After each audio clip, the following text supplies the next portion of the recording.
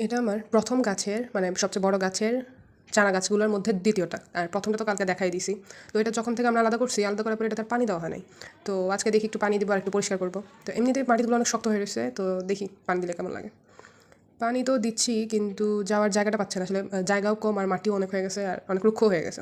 এখন দেখি আস্তে, আস্তে একটু পানি দেই, দিয়ে দেখি কী অবস্থা হয় এটার। অবস্থা খুব করুণ অবস্থা গাছগুলার। মানে বড়ও হচ্ছে না, বাড়তিছেও না, উল্টা আরও নষ্ট হচ্ছে মনে হচ্ছে। আমি অবশ্যই এত কিছু জানি না, তারপরেও মনে হচ্ছে যে নষ্টই হচ্ছে। তো এখন একটু স্প্রে করে, পানি স্প্রে করে টিস্যু দিয়ে জাস্ট একটু মুছ দেই, এগুলা একটু পরিষ্কারও থাকে আর এগুলো নাকি বাড়েও পরে আস্তে, আস্তে। যে পরিষ্কার করলে, পরিষ্কার রাখলে নাকি বাড়ে। এটা আমি শুনছি। তাই করতেছি। আস্তে, আস্তে এখন একটু পানি স্প্রে করে এখন একটু মুছবো, মুছে এরকমই রাখবো, দেখি কী করে। এভাবে মুছবো আমি, বাকিগুলো এভাবে মুছছি এটার মতোই, ওগুলো দেখানো হয় নাই, এটাতে এভাবে দেখাচ্ছি আর কি। স্প্রে করার সময় দেখবেন যে একদম চিপায় চিপায় যাতে যায়। আমার কাছে মনে হয় যে একটু পরিষ্কার করলে ভালো করে পরিষ্কার করাই ভালো হবে। একটু ভিতরের দিকেও পরিষ্কার করা, ছোটোগুলোও পরিষ্কার করা আর কি। এটা আমি একটা রুমে রাখছি, একদম মোছা শেষ। এখন দেখতে অনেকটা সবুজ লাগতেছে। মানে আগে আগে একটু ধুলা ধুলা থাকা, একটু কেমন ফ্যাকাশে টাইপ দেখাচ্ছিল, কিন্তু এখন মোছার পর অনেকটা সবুজ সুন্দর লাগতেছে, দেখতে ভালো লাগতেছে। কিন্তু এই যে সাইড দিয়ে যে আমার পাতাগুলো ফাটতিছে আর এরকম করে কমে যাচ্ছে।